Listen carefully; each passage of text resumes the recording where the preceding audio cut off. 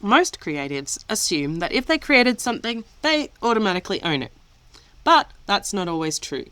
You can design a logo, create artwork, shoot content, compose music, or build an entire brand identity for a client, and still lose control over how that work is used, reproduced, commercialized, or even acknowledged. And sometimes, copyright protection itself can become limited once a design moves into the manufacturing or mass production. So today we're unpacking the basics of copyright in Australia for creatives, what it protects, who owns it, and the mistakes that quietly create risk for creative businesses every day. Welcome back to Elise Explains IP, the podcast where we make intellectual property practical, understandable, and commercially useful for business owners, creatives, and advisors.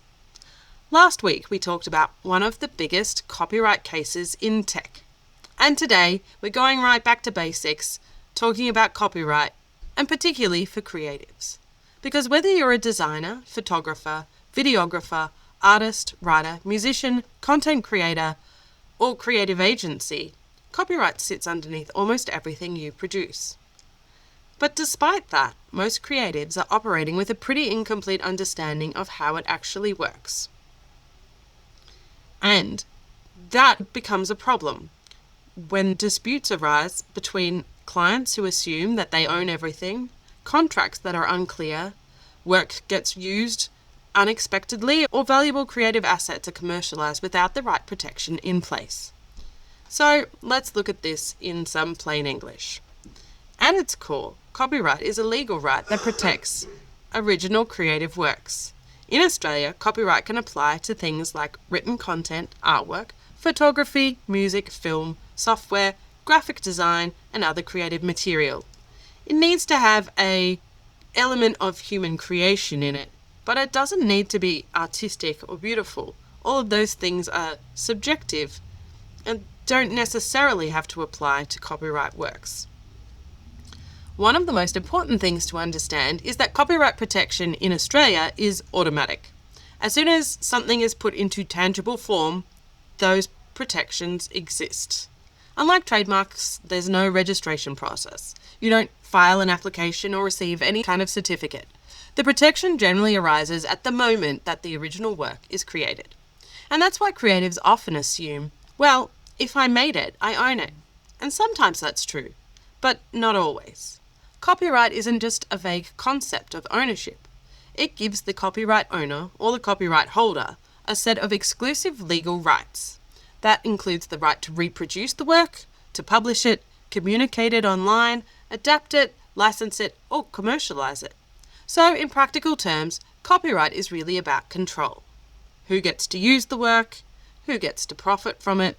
Who gets to modify it? Who gets acknowledged by it? And who gets to stop others from using it? Those are the real commercial questions sitting underneath copyright law. So we get to the biggest misunderstanding. Who owns the copyright? This is where a lot of creatives can get caught out. Under Australian law, the starting position is usually that the creator owns the copyright. But there are some important exceptions. For example, if you create work as an employee or at the direction of another, your employer will often own the copyright automatically. If you're an independent contractor or a freelancer though, the position is usually different. In many cases, the creator retains ownership unless there's an agreement transferring those rights or some sort of clear documentation. And this creates a huge disconnect between clients and creatives. Clients will often think, well, I paid for it and it was under my instructions, so I own it. But payment alone doesn't automatically transfer copyright in Australia. What really matters is the agreement between the parties. And that's why contracts are incredibly important in creative industries. Because copyright can either be assigned entirely to someone else or licensed with conditions attached. So the real question often becomes, what did the contract actually say? Let's say a graphic designer creates a full visual identity for a client. There's a logo, typography, a color palette, templates, social media assets, the whole package. The client pays the invoice in full. But there's no proper intellectual property clause in the agreement. A lot of people assume the client now owns everything automatically, but legally the position may be much less clear. The designer may still own the copyright, while the client only has an implied right to use the materials for the intended purpose. This can create problems later if the client wants to modify the branding, sell the business, stop the designer reusing certain elements, or expand use of the materials beyond the original scope.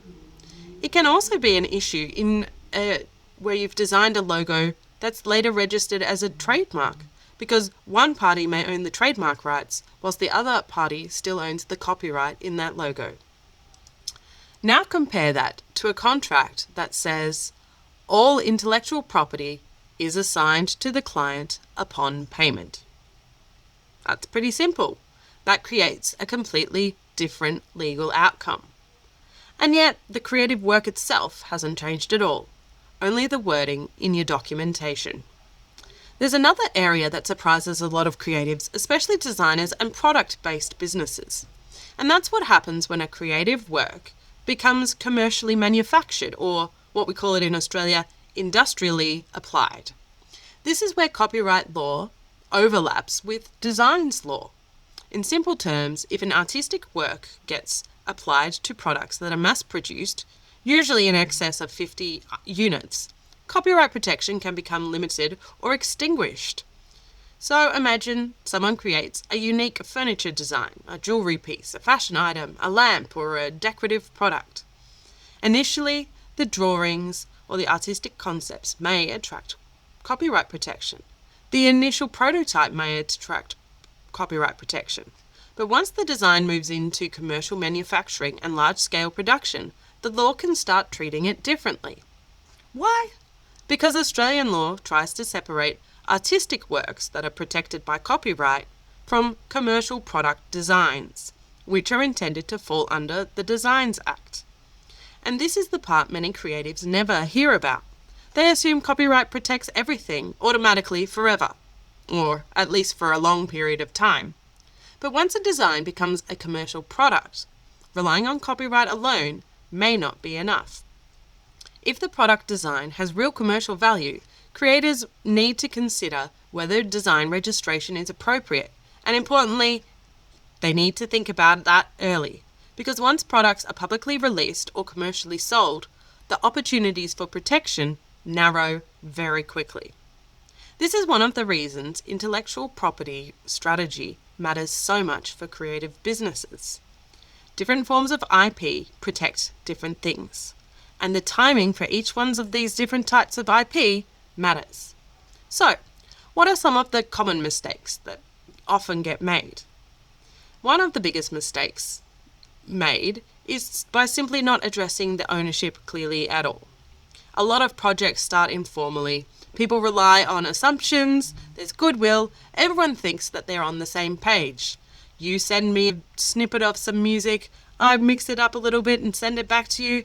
We've got no way of tracking who had access to what or when we were involved in engaging with each other. Until the relationship changes or the work becomes more valuable, and then it's going to be a big problem.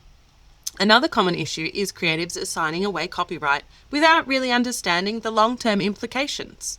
Sometimes contracts transfer all intellectual property automatically, even when the pricing hasn't reflected the value of those rights. And in other cases, there's no clarity around how the work can actually be used. Can it be modified, repurposed, commercialized internationally, used indefinitely? If those things aren't addressed clearly, disputes tend to appear later. Not at the beginning of a relationship when everything is happy, but at the point when the work becomes commercially important. For creatives, the goal isn't to become an IP lawyer. That's my job. The goal is to become more intentional. You want to understand what rights you're creating, what rights you're keeping, and what rights you're giving away. Because your intellectual property is often one of the most valuable assets in your business. So, before signing agreements or delivering major work, it's worth asking, am I assigning ownership completely? Or am I licensing use? Does my pricing reflect either of those positions? Do I want the ability to reuse or adapt this work later? Could this design eventually become a product or a commercially scalable asset? Those questions matter far earlier than most people realize. The key takeaway is that copyright isn't just a technical legal issue sitting in the background. For creatives, it directly affects control, leverage, pricing, reputation, and long-term business value. And one of the biggest risks isn't necessarily infringement. It's unintentionally giving away rights you didn't realize you had, or relying on protection that may not apply the way you thought it did. If you're creating valuable work for clients, building products, or developing commercially valuable creative assets, it's worth understanding how your IP is actually structured before problems arise. Because small decisions made early, especially around contracts and ownership, can have very long-term consequences. If you'd like some guidance around protecting your creative work, structuring your ownership properly, or reviewing agreements before signing them, you can book a free strategy call with me through my website. The link is in the show notes. And as always, this podcast is here to help you understand how intellectual property works in the real world, so you can build and protect what you're creating with confidence. Thanks for spending time with me on Elise Explains IP. If you picked up something useful, hit follow, subscribe, leave us a review, or send it to a founder friend who could use this information. And remember, this is general information, not legal advice. If you do want help with your IP, you can book a strategy call with me at any time via my website. The link's in the description. So until next time, own your own ideas.